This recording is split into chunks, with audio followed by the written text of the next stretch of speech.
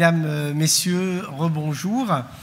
Écoutez, je ne pouvais pas rêver mieux, hein, je suis entouré par deux personnalités. À ma gauche, donc, Ariane, à ma droite, Charlotte. Bonjour, mesdames, je suis ravi de faire votre connaissance. Alors, cette session d'imagerie est d'importance. Elle est donc organisée par le groupe imagerie du CNCH et elle traite un sujet qui est la perfusion myocardique.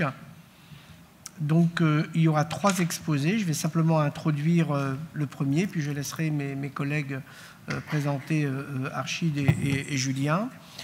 Alors, Patrick, tu vas nous parler des principes et techniques de la mesure de la réserve coronaire en échographie. Grâce à toi, tu vas me redonner un coup de jeune, puisque, en ce qui nous concerne, nous avons arrêté il y a longtemps de faire cela, je pense, à tort. On avait l'habitude de coupler l'échographie de stress avec l'étude de la réserve à la suite de ce que m'avait enseigné Eugenio Picano quand j'étais allé à Pise, personnellement, il y a quelques années. Et donc, Patrick, tu as la parole. Merci beaucoup. Bonjour à tous, mesdames les modératrices, monsieur le modérateur. Donc, je vais donc vous parler de la mesure du flux et de la réserve coronaire par échographie transthoracique. J'ai pas de conflit d'intérêt. Alors, l'artère la plus facile à visualiser, c'est l'IVA. On commence par l'IVA. En échographie, on a plusieurs portions d'IVA analysables, comme vous le voyez sur la diapositive. Celle qui va nous intéresser à nous, c'est la portion distale de l'IVA, parce qu'on va être à ce moment-là en aval de la plupart des sténoses rencontrées en pratique quotidienne, et donc on va pouvoir en évaluer le retentissement fonctionnel. Voilà comment ça se présente. Ici, vous avez sur cette diapositive à gauche une coronographie de profil d'IVA. Là, le T, c'est la sonde d'échographie. Vous voyez qu'on analyse la portion distale de l'IVA moyenne, la portion proximale de l'IVA distale. Donc c'est l'IVA 2-3 qu'on analyse en échographie transthoracique. Alors en échographie, comment on la repère? Il y a plusieurs techniques. La plus simple, en fait, ça consiste à commencer par une parasternale longitudinale. Ensuite, on tourne le capteur pour être en petit axe et on glisse progressivement le capteur pour faire disparaître le ventricule droit du champ de vision. Vous voyez ici sur la diapositive à gauche, on est au niveau du mur interventriculaire antérieur. C'est là que chemine l'IVA dont je vous ai parlé sur la diapo précédente. Ensuite, avec une échelle de vitesse basse en Doppler couleur, on va trouver, avec un peu d'entraînement, une structure oblique qui est dirigée de la base vers la pointe et qui correspond à cette portion d'IVA. Il y a d'autres artères qui sont analysables, c'est un peu plus difficile, mais je vous en parle rapidement. L'artère interventriculaire postérieure, qui est la portion distale de la coronaire droite, qui s'analyse, qui se recherche avec une incidence de cavité un peu modifiée. Il y a le sinus coronaire en bas qui sert de point de repère, et au-dessus chemine le mur interventriculaire postérieur. C'est là que se trouve l'IVP que vous voyez ici en jaune. Il y a aussi les branches marginales circonflexes. Alors des fois, on a de la chance de trouver 3 branches complètes. C'est rare. Souvent une seule branche, ici, sur une incidence donc, apicale 4 cavités un peu modifiée avec le capteur un peu dirigé vers l'arrière.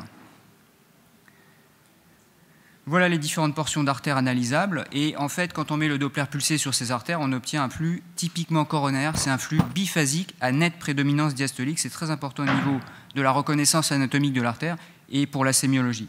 C'est exactement le même flux en Doppler invasif. Hein, vous n'avez pas de différence. Alors pour mesurer la réserve coronaire, donc on a repéré le flux coronaire. Je vous dis juste un petit mot du débit coronaire. Vous avez ici sur cette diapositive en abscisse la pression de perfusion coronaire et en ordonnée le débit coronaire. Et vous voyez, ça va vite, que le débit coronaire au repos il est autorégulé pour une très large gamme de pression de perfusion en bleu.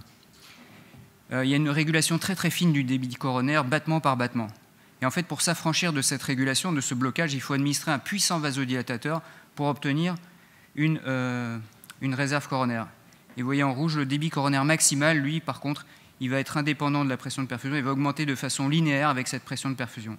Et la réserve coronaire, c'est pour une pression de perfusion donnée, le rapport entre le débit maximal divisé par le débit de repos. Alors, il y a plusieurs façons de modifier la réserve coronaire. Soit on augmente le débit de repos, par exemple une augmentation des besoins métaboliques, une tachycardie par exemple, soit on baisse la réserve de vasodilatation, c'est le cas typique d'une sténose coronaire significative. Vous voyez à gauche de la diapositive, il y a plusieurs facteurs qui influencent la réserve coronaire. Facteurs hémodynamiques, rhéologiques, etc. Et en fait, nous, quand on va mesurer la réserve coronaire en Doppler transthoracique, il faut s'assurer que le patient est en état hémodynamique stable. Il y a plusieurs vasodilatateurs pour évaluer la réserve coronaire. Le chef de file, c'est l'adénosine. L'adénosine qui agit sur plusieurs récepteurs. Celui qui nous intéresse, c'est le récepteur A2A, qui entraîne une vasodilatation au niveau principalement de la microcirculation coronaire. Il y a d'autres vasodilatateurs, on va en dire un petit mot rapide. Le régadénosan, j'en parle pas, moi j'ai pas d'expérience, mais c'est un agoniste spécifique des récepteurs A2A, synthétique, qui a une demi-vie un peu plus longue que l'adénosine et théoriquement on donne moins d'effets indésirables. Voilà comment on se branche pour faire la réserve coronaire. Vous avez le cathé veineux. On a un robinet à 3 voies qui est directement branché à la sortie du cathéter, la seringue graduée qui contient le vasodilatateur adénosine et un accès latéral, c'est une perfusion de sérum physiologique. Et l'infirmière va injecter le vasodilatateur, l'adénosine en l'occurrence.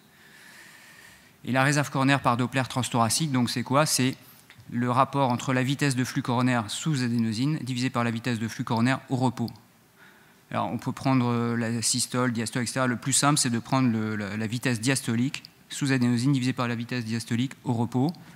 Alors, on peut prendre la vitesse max, la vitesse moyenne, ça revient exactement au même. La réserve coronaire, c'est une évaluation globale de la circulation coronaire. Ça évalue à la fois les artères de conductance, les artères épicardiques, on voit à la coronarographie, mais aussi la microcirculation. Donc, c'est une évaluation globale.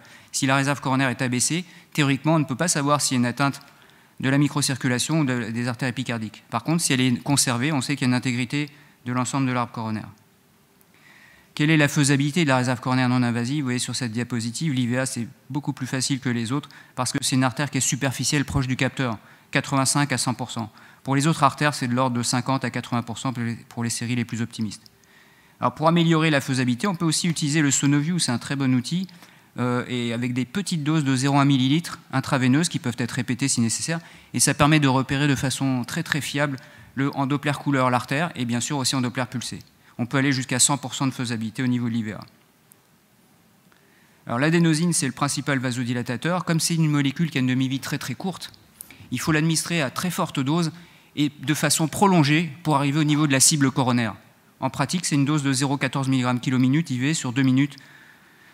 Et les effets secondaires principaux, c'est surtout la bloc-pnée, l'hyperpnée qui peuvent gêner un petit peu la mesure du flux coronaire. Il faut préciser au patient, il faut prévenir le patient qu'il peut y avoir des petits effets indésirables qui sont brefs, mais ça peut des fois gêner. Et donc il faut prévenir le patient pour qu'ils essayent de contrôler sa respiration dans ces circonstances.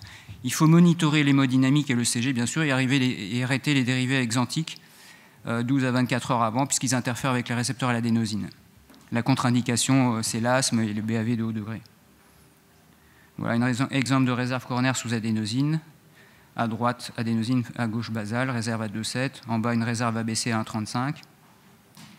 Alors, il y a aussi un autre vasodilatateur qui est utilisé en labo d'écho, c'est le dipyridamol, qui est couplé à une échographie de stress.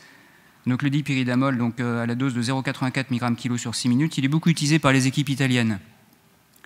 Et donc, il permet de mesurer aussi la réserve coronaire. En fait, le dipyridamol, il inhibe le catabolisme de l'adénosine. C'est par ce biais-là qu'il est vasodilatateur. Et dans une étude très ancienne, sur un faible nombre de patients, les auteurs ont évalué la réserve coronaire non invasive par adénosine et dipyridamol. Et il n'y avait pas de différence significative entre les deux vasodilatateurs. Pour la dobutamine, un petit mot, c'est aussi, on peut coupler la mesure du flux coronaire et l'échographie de stress à dobutamine, mais avec la dobutamine, l'augmentation du flux coronaire est beaucoup plus complexe. Vous voyez sur cette diapositive, il y a l'augmentation de la consommation d'oxygène qui entraîne une hyperémie réactive immédiate. Il y a une action directe sur les bêta-récepteurs, bêta 1 et bêta 2 récepteurs. Il y a aussi une augmentation liée aux forces de cisaillement endothélium dépendant avec libération de monoxyde d'azote. Donc c'est beaucoup plus complexe. Néanmoins, à condition d'atteindre au moins 85% de la fréquence maximale théorique, on peut avoir une réserve de vasodilatation avec la dobutamine. Ici un exemple, dobutamine, repos, la réserve est à 3. En fait, pour faciliter le repérage de l'artère, il faut à chaque palier, ou en tout cas au moins des paliers intermédiaires, repérer l'artère, pas seulement au repos et au pic, parce que le malade va être de plus en plus tachycarde, et il faut augmenter un petit peu l'échelle de Doppler couleur progressivement, parce qu'effectivement la vitesse de flux va augmenter. Et il y a une très bonne corrélation, une très bonne concordance entre la réserve coronaire sous dobutamine et sous adénosine par Doppler transthoracique, à condition d'atteindre les 85% au moins de la FMT. Alors quel est le seuil de réserve coronaire? Il y a un seuil magique de 2 pour les artères épicardiques, c'est-à-dire qu'en dessous de 2, on est face à une sténose fonctionnellement significative. Quelle que soit la portion d'artère, il y a une très bonne sensibilité, une bonne spécificité pour le diagnostic. Ici, c'est un exemple d'un patient qui a été fait il y a quelques temps, une réserve effondrée, et puis il y avait une sténose extrêmement serrée de l'IVA proximale. Pour la microcirculation, en fait, les valeurs de réserve coronaire sont très variables selon les populations étudiées. Il y a beaucoup de facteurs, comme vous voyez sur la diapositive, qui influencent cette réserve coronaire, notamment l'âge, les facteurs de risque vasculaire, etc. etc. Et alors, certaines équipes se sont calquées sur l'artère épicardique pour dire que l'atteinte microcirculatoire, c'est une réserve inférieure à 2, mais vous voyez sur le tableau à droite qu'en fait, la réalité est beaucoup plus complexe. Il y a des réserves coronaires qui sont très variables d'une population à l'autre. À quoi sert la mesure de la réserve coronaire? En fait, il y a des indications qui sont multiples, aussi bien pour la mesure de la réserve coronaire quand on administre le vasodilatateur que la mesure du flux coronaire au repos, sans administration de vasodilatateur. Malheureusement, je n'aurai pas le temps de vous détailler toutes ces indications potentielles, il faudrait un autre topo beaucoup plus long.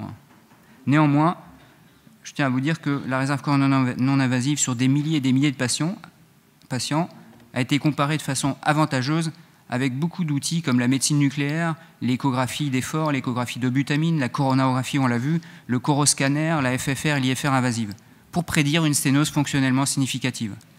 Par ailleurs, la réserve coronaire non invasive a une valeur pronostique indépendante dans de nombreuses situations, incluant la maladie coronaire chronique aiguë, les cardiomyopathies diverses et aussi après transplantation cardiaque. Et comme c'est un outil physiologique, il prédit également la capacité d'effort dans des situations diverses, incluant le rétrécissement aortique serré et la maladie coronaire. Alors, je ne sais pas s'il me reste encore quelques minutes. Les sténoses intermédiaires, c'est un outil formidable, la réserve coronaire. Pourquoi? Parce que les sténoses intermédiaires, il y a une faible corrélation entre le degré de sténose et le retentissement fonctionnel coronaire. Vous voyez qu'un tiers des sténoses, entre 50 et 70%, sont fonctionnellement significatives, basées sur l'étude FAME. Donc il faut les explorer. Et pour ça, la réserve coronaire est un très bon outil puisqu'elle est inversement corrélée au degré de sténose. Vous voyez le flux coronaire de repos, il est conservé jusqu'à un degré de sténose très sévère, alors que la réserve coronaire est altérée précocement pour un degré de sténose de l'ordre de 40%, et puis après, elle baisse progressivement. Donc c'est une très bonne indication. Alors les syndromes coronaires, je ne sais pas s'il me reste du temps, mais ne serait-ce que une minute, bon. Donc on va conclure. Voilà. Donc dans l'infarctus, il y a des indications potentielles. J'avance, et voilà. Finalement, la mesure du réserve coronaire et du flux coronaire par Doppler transthoracique a un intérêt diagnostique, pronostique et physiopathologique dans de multiples situations. C'est un outil facilement accessible au lit du malade, peu coûteux en matériel, en temps, en personnel. Il n'est pas irradiant et il n'est pas limité par de nombreuses situations qui peuvent gêner d'autres outils. Par contre, il faut reconnaître que la faisabilité n'est pas équivalente pour tous les territoires. Voilà, je vous remercie de votre attention.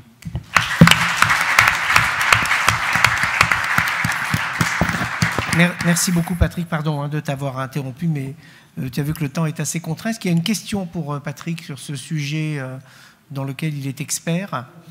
Alors j'ai une brève question. Patrick, dans ta pratique maintenant, est-ce que tu peux dire dans quelle situation tu fais une réserve coronaire?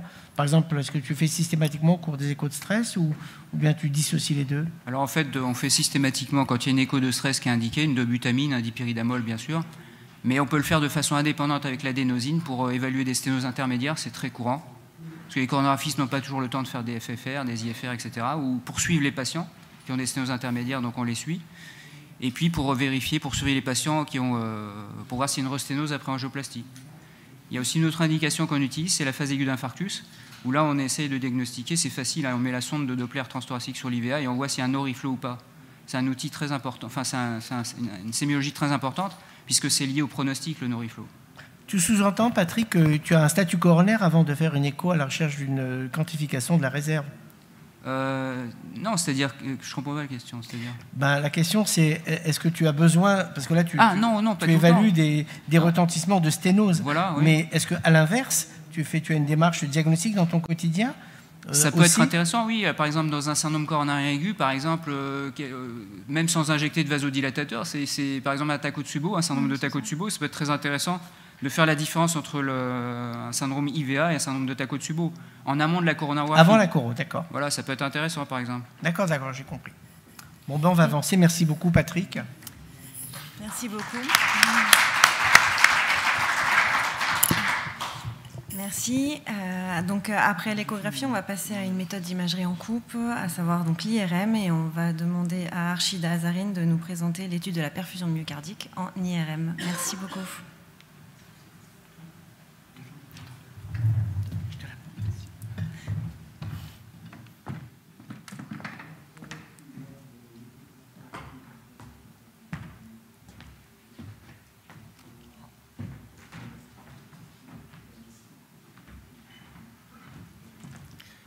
Bonjour, merci au modérateur. Excusez-moi, j'avais la gorge un peu sèche.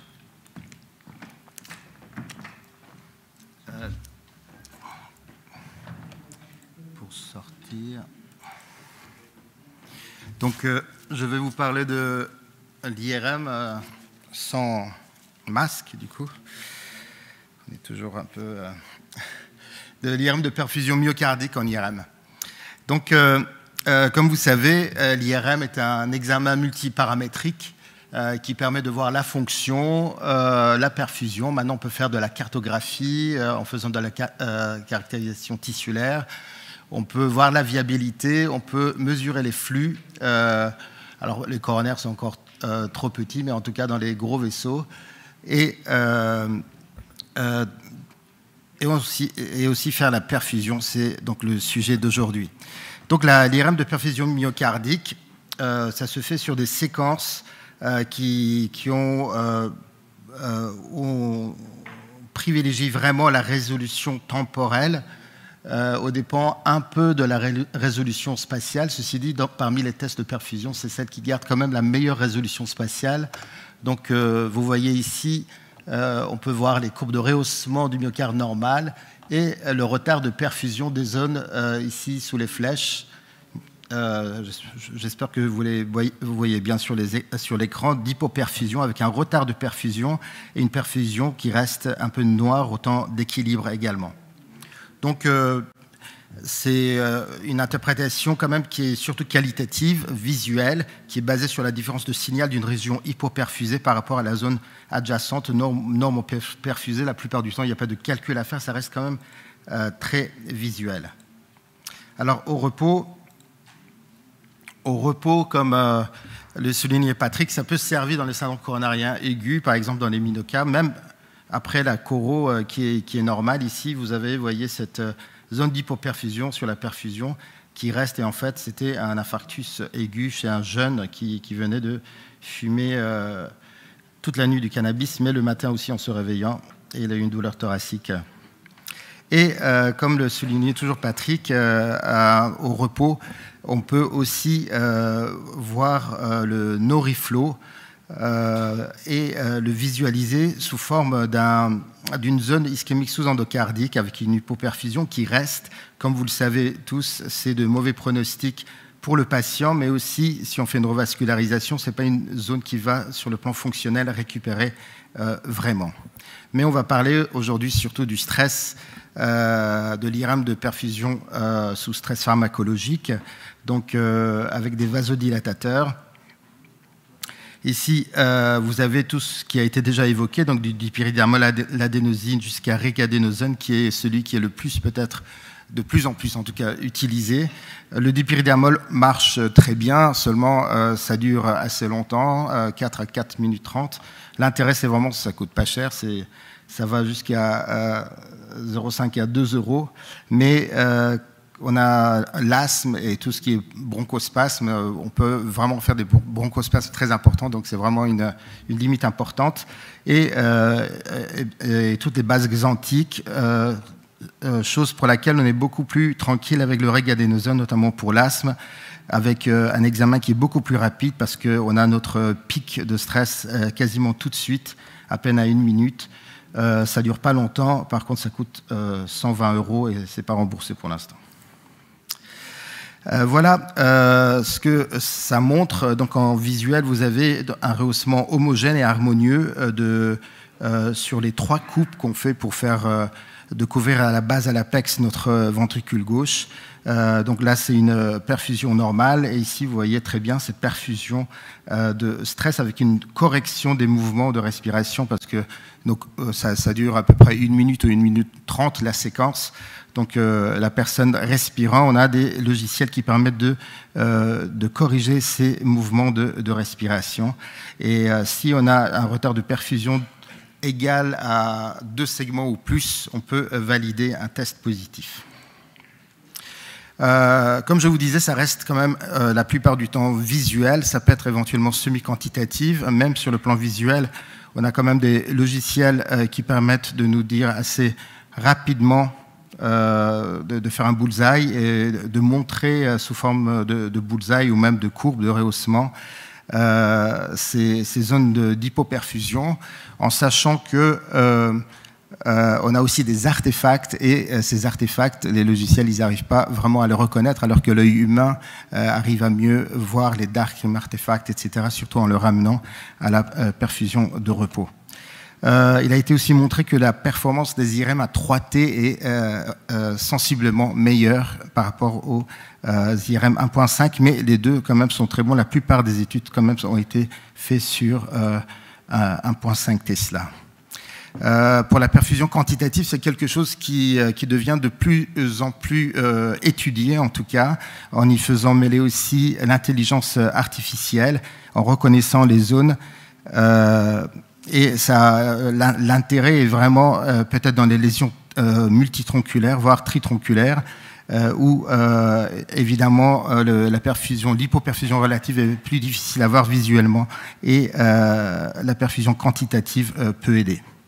Pour l'instant, ça reste complexe, donc c'est pas encore vraiment utilisé, mais il y a beaucoup tous les constructeurs travaillent dessus.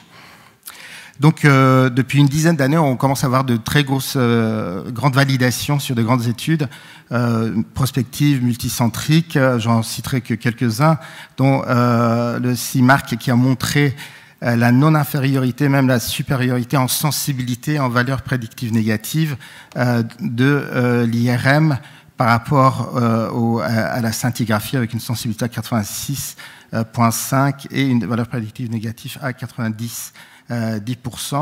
Et à l'heure où on parle beaucoup de gender equality, l'IRM de stress a une sensibilité qui reste bonne chez les femmes, alors que dans la scintigraphie, on a une sensibilité un peu moins bonne.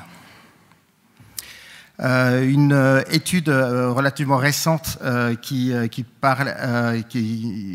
utilisait une des molécules, un des produits de contraste, montre à peu près les mêmes sensibilités et spécificités, en sachant que on a une meilleure sensibilité, comme vous voyez, quand on a plusieurs vaisseaux qui sont malades par rapport à un vaisseau, en sachant qu'on est autour de quand même 80% et un peu plus pour des sténoses vues en coraux supérieurs à 70%, avec une très belle R sous la courbe. Et quand on fait notre protocole de diagramme de stress, évidemment, on ne fait pas que la perfusion, on fait la fonction, on fait le rehaussement tardif et on fait notre perfusion de stress et éventuellement notre perfusion de repos. Donc c'est un examen qui peut aller assez vite si on est bien rodé. En 25 minutes, normalement, on doit boucler, voire 20 minutes, on peut boucler tout. Avec les nouvelles séquences qui peuvent aller assez vite en respiration pour le rehaussement tardif, on peut même, disons que 20 minutes, c'est bien. Donc, je vous disais, le rehaussement tardif, évidemment, c'est important aussi de regarder le rehaussement tardif. Vous connaissez tous qu'on peut identifier la nécrose 10 minutes après l'injection de gadolinium et voir la transmuralité et donc voir la viabilité de ce myocarde, parce qu'une fois qu'on a vu notre ischémie, il est très important de le confronter aux zones qui sont nécrosées et non viables, et justement regarder quelles zones sont ischémiques et viables et quelles zones sont ischémiques et non viables, et donc les corréler. Une autre chose qui arrive aussi à la mode, c'est de profiter en fait de cette injection de vasodilatateurs qu'on a fait pour faire du strain myocardique.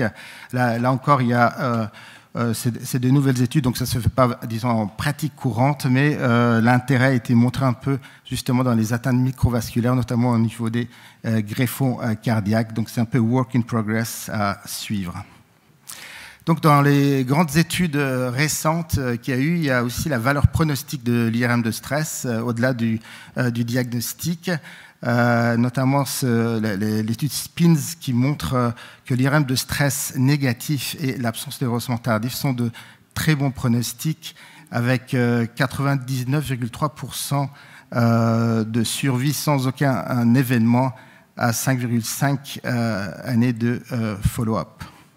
Et l'étude aussi, toujours pronostique en prévention primaire chez les patients à risque intermédiaire et élevé, qui a été faite avec l'équipe de Jérôme Garot et Théo Pézel, qui montre en effet de même que les gens qui n'ont pas de d'ischémie retrouvée et pas de rehaussement tardif ont en effet une meilleure survie que ceux qui ont les deux, ou l'un ou l'autre.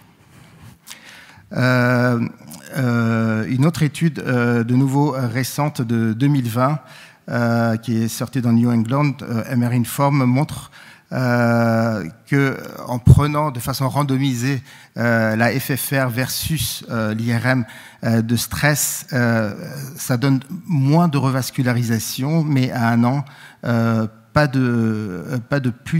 plus d'événements majeurs comme vous voyez ici. Les courbes sont très proches l'une de l'autre, donc pas dans le outcome, disons, majeur, il n'y a pas de différence significative.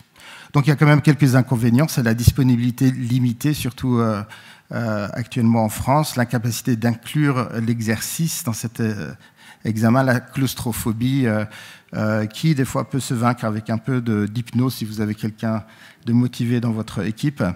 Et les porteurs de dispositifs électroniques, c'est de moins en moins une limite parce que tout ce qui est implantable finalement ne fait pas trop d'artefacts. C'est ceux qui n'étaient pas prévus pour l'IRM qui donnent quelques artefacts, mais quand même on a les reveals, les défibrillateurs sous-cut, ça donne quand même pas mal d'artefacts sur notre examen. Donc les messages à retenir, c'est que d'une part, on peut faire la stratification de risque, on peut être performant sur le plan diagnostique et sur le plan décisionnel et pronostic, l'IRM de stress apporte vraiment quelque chose et c'est enfin rentré dans les guidelines et recommandations internationales des différentes sociétés.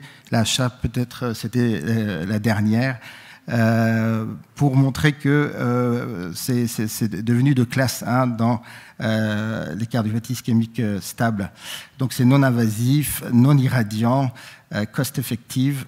On voit l'ischémie, la viabilité et la fonction en même temps. On a enfin des validations un peu multicentriques et prospectives qui lui ont permis ainsi de rentrer dans les guidelines. Merci beaucoup de votre attention.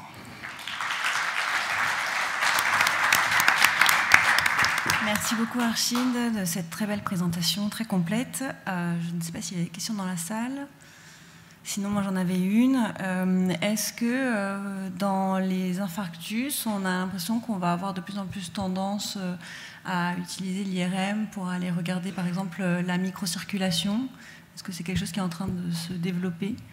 À la phase aiguë, alors là ça reste vraiment la disponibilité de l'IRM. Je sais qu'il y a des équipes qui comptent pas mal dessus. Alors il y a la Coro et puis la question de est-ce qu'on va dilater ou pas. Il n'y a pas que la microcirculation, il y a d'autres facteurs qui rentrent. Il y a l'hémorragie intramurale qui permet aussi de juger de la viabilité, le T2. Donc il y a certaines équipes en effet qui ont cette accessibilité à l'IRM et qui cèdent de l'IRM dans les cas difficiles pour décider de la stratégie. Merci. Bien, donc merci beaucoup.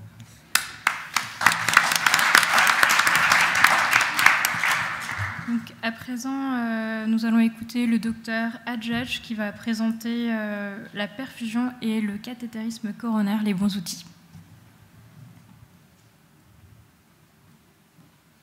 Il n'y a pas de point d'interrogation après les bons outils, hein, c'est ça? Bonjour à tous et merci encore pour cette invitation. Alors, je ne vais pas beaucoup vous parler d'imagerie, mais je vais faire de mon mieux pour en intégrer un petit peu. Le but, c'est de vous montrer nos outils de perfusion et de cathétérisme qui nous permettent de voir la circulation coronaire et de voir comment on peut l'évaluer, nous, en salle de cath. Je n'ai pas de conflit d'intérêt à part que je suis consultante pour Abbott et Biotronic. Comme introduction, je voulais vous présenter en fait cette image. C'est ce qu'on voit en coronarographie et c'est un peu frustrant. La plupart des cardiologues interventionnels ont envie de savoir plus et vous aussi, en imagerie, vous avez envie d'en savoir plus. Alors, je suis content d'avoir intégré une image d'imagerie nucléaire parce que ce qui est la réserve coronaire en gold standard et la plus développée dans le monde, c'est le PET au rubidium. Alors, on ne l'a pas en France, à ma connaissance. Et ça permet d'évaluer de façon complète la circulation coronaire avec effectivement cette mesure de la CFR, l'étendue de d'ischémie et ainsi de suite. Alors nous, on est un petit peu envieux de ça et on a envie un peu d'avoir des outils performants pour mesurer ça. Alors qu'est-ce qu'on aimerait avoir, nous, quand on a cette lésion? En tout cas, moi, j'aimerais bien avoir la FFR. J'aimerais bien avoir un indice de flux. Je voudrais savoir combien il y a de millilitres par minute au niveau de cette artère. Je voudrais connaître la réserve coronaire, combien au repos, combien en hyperémie, et connaître les résistances. Et là-dessus, on a des outils pour le faire. Alors, je vous montre cet exemple-là parce qu'il est tiré d'un article récent. Il y a effectivement 2 méthodes invasives pour évaluer la CFR. Il y a la méthode du bas, au niveau du D, qui est le Doppler, et la méthode du haut, qui est avec un guide de FFR qui mesure la pression et la température, qui est basé sur la thermodilution. Pour la première fois, a été intégrée sur 98 vaisseaux la corrélation entre ces différents outils. Alors, la conclusion de l'étude, c'est qu'au finalement, on a une meilleure corrélation avec le Doppler qu'avec la thermodilution, mais avec une réserve. Et je vais vous montrer quelle est la réserve. La perfusion coronaire, juste pour résumer, mais ça a été dit un petit peu avant, vous avez les artères épicardiques, vous avez les sténoses coronaires épicardiques que l'on voit, la microcirculation, on ne la voit pas, elle a un rôle de résistance. Et là-dessus, on a des outils qui sont princeps pour évaluer la microcirculation et la circulation en général. On a la FFR qui va donner une idée de la lésion épicardique, mais elle dépend de la microcirculation. On a l'IMR qui va dépendre uniquement de la microcirculation et qui va évaluer seulement la microcirculation. Et on a la réserve coronaire, la CFR, comme ça avait été évoqué tout à l'heure. Alors la FFR, je ne vais pas aller dans le détail parce que je pense que vous la connaissez un peu tous. C'est un rapport de pression aortique, pression distale, c'est en hyperémie. Et je voulais plus aller sur le principe de la FFR. Vous avez une sténose épicardique, il y a une chute de pression. Et bien là, on met un stent et on restaure la pression, on est content, on a levé l'ischémie. Imaginons maintenant que le patient a un problème de microcirculation, qu'il a déjà eu un infarctus, qui est plusieurs facteurs de risque, une atteinte de la microcirculation X ou Y. Eh bien, on a cette sténose coronaire qui est là, toujours sur le même vaisseau. Et c'est pour ça qu'on a tellement peu de corrélation entre l'ischémie et l'estimation visuelle en coronarographie. Eh bien, on met un stent, on est content, mais finalement, on n'a pas changé la perfusion coronaire. Et c'est là l'intérêt de la FFR. La réserve coronaire, on a, comme le premier topo, des outils pour le faire. Alors je vous montre, c'est une petite vidéo que j'avais faite quand j'étais fellow à Alst.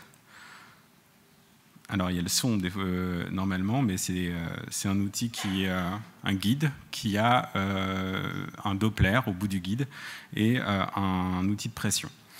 On peut injecter de l'adénosine et donc là on a l'hyperémie, qui est la phase d'hyperémie. Juste avant, on avait la phase de repos. On voit l'hyperémie se diminuer et retourner à l'état de base. Avec l'adénosine intracoronaire, l'hyperémie est assez courte et on a cet outil de réserve coronaire. La seule chose, c'est qu'il faut imaginer, c'est un peu comme la sténose aortique avec la sonde de Pedoff. Il faut être un peu doué, et nous, on ne l'est pas, pour aligner sur un guide qui est extrêmement petit, le flux coronaire au guide. Et il y a beaucoup d'artefacts, il y a beaucoup de manipulations à faire et ce n'est pas extrêmement stable. Alors, cet outil-là de Doppler n'est pas adapté pour la microcirculation parce qu'il n'y est pas spécifique, il est dépendant des paramètres hémodynamiques, on l'a vu, il est extrêmement opérateur dépendant et la définition du seuil normal et ischémique est extrêmement imprécise. Elle est imprécise pourquoi? Parce que ce n'est pas la même chose d'être en salle d'écho au repos que d'être en salle de cath au repos. Je n'en ai pas vu beaucoup de gens vraiment pas stressés en salle de cath pour dire on a des valeurs de repos, on estime des valeurs de repos, c'est pour ça qu'on est un peu moins bon. Et ça dépend aussi des valeurs de flux de repos. l'IMR et la CFR dérivée de la thermodilution, eh bien, on a un guide qui mesure la pression pour la FFR et elle a aussi un thermomètre. Elle mesure la température. Et donc, en injectant une solution saline à température ambiante, on a un temps de transit du froid qui va revenir un peu comme les cathédrals. Et ce temps de transit va être un indice de flux. Cet indice de flux, on peut l'avoir en hyperémie, on peut l'avoir au repos. Donc, on peut déterminer une CFR par ce biais-là. Donc, simplement injecter 3 cc de solution saline de façon répétée, un peu comme les cathédrals. Et pour la microcirculation, on multiplie ça par la pression distale et on a un indice de microcirculation. Alors, ce que vous avez dans un guide de pression-température, donc il n'y a que Abbott qui fait celui-là, avec un logiciel dédié qui s'appelle le Coroventis, vous avez la mesure de la FFR, la mesure de la réserve coronaire qui est à 2,5 et la mesure de l'IMR qui est à 20. Vous avez tous les éléments en un. Et enfin, un dernier outil qui est un outil qui est plutôt de recherche, mais je voulais vous en parler, qui est le flux absolu. Alors c'est une société française qui fait ça, c'est Exacat, qui a développé un microcathéter de perfusion qui s'appelle le Rayflow, qui a des trous latéraux. Et il permet d'injecter une solution saline par les trous latéraux avec une pompe automatique. Donc il n'y a plus de bolus, il y a simplement une infusion automatique. Et ça, c'est monté sur le guide de pression-température qu'on a vu avant. Le principe, eh bien, il est assez simple. Ça veut dire qu'on a, pas d'injection, on a la température qui est mise au niveau de la température ambiante du patient. On injecte par exemple 20 ml par minute par la pompe en continu. On a une température qui est mixée entre la température du sang et la température de la solution saline.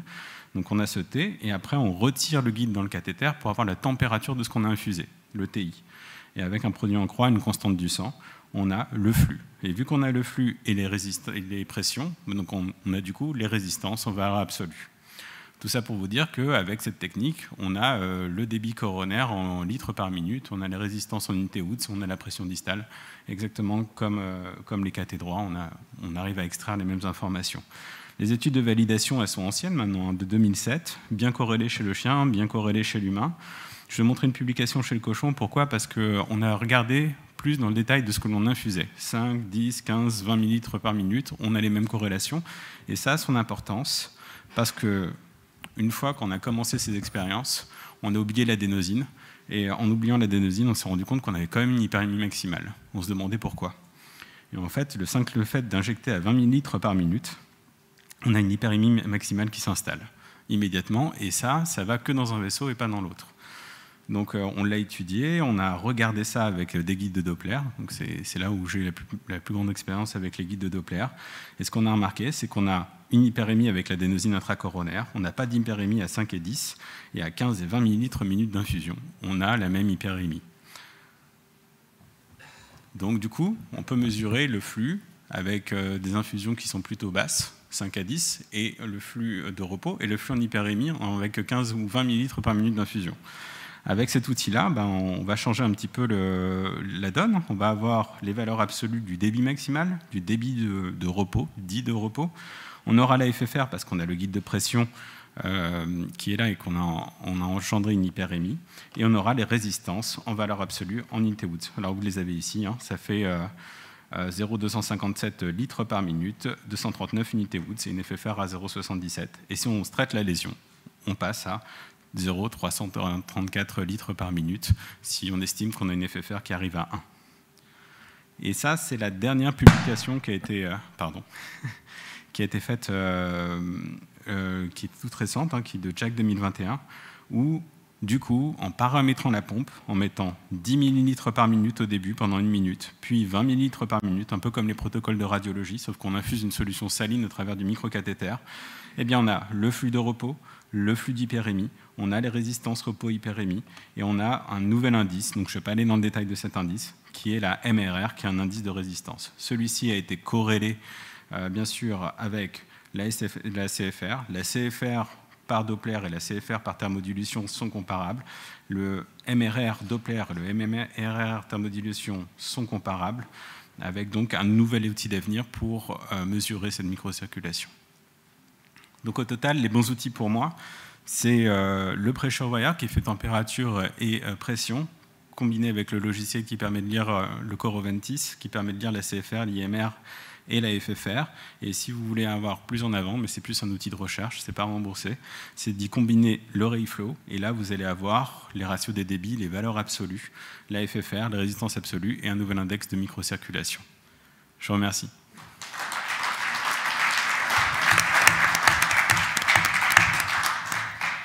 Merci beaucoup pour cette très belle présentation, très claire. Est-ce qu'il y a des questions? Oui.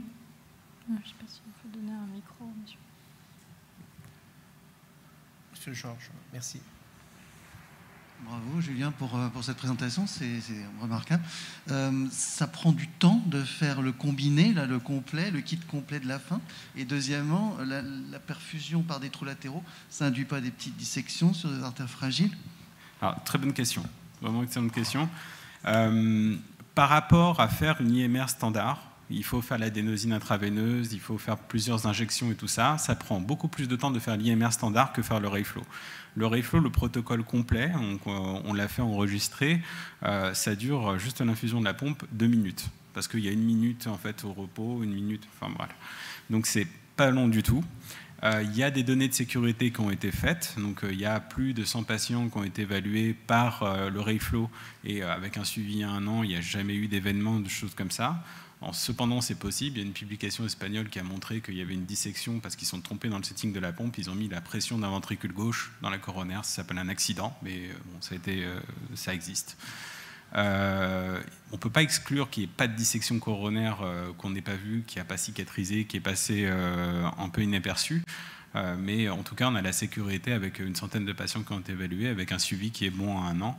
Donc je pense qu'on est bien à partir du moment où on a un principe de précaution, c'est-à-dire qu'on ne va pas aller dans les artères très petites ou très distales.